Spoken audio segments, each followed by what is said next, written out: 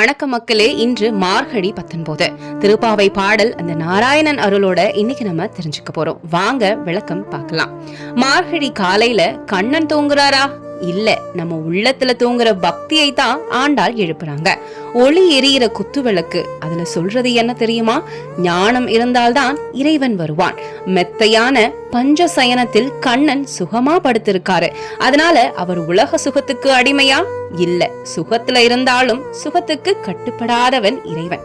நப்பின்னை மார்பில் சாய்ந்த கண்ணன் இது காதல் காட்சி இல்ல, ஜீவாத்மா பரமாத்மா இணைவு. மலர் மார்பா வாய் திறவாய். ஆண்டாள் ஏன் இவ்வளவு உரிமையோட கூப்பிடுறாங்க? பக்தி, பயம் இல்ல, அன்பு. எவ்வளவு கூப்பிட்டாலும் கண்ணன் எழமாட்டேங்கிற மாதிரி இருக்கு. ஏன்னா உள்ள முருகிற கூப்பிடுதல் தான் இறைவனை எழுப்போம்.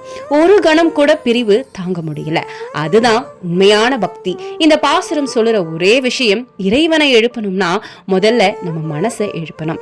இந்த திருப்பாவை பாடல் 19 விளக்கம் முழு பதிவா கந்தரிகம் சேனல்ல பதிவிட்டிருக்கோம். மறக்காம முழு பதிவை பார்த்து முழு விளக்கத்தை தெரிஞ்சுக்கோங்க மக்களே.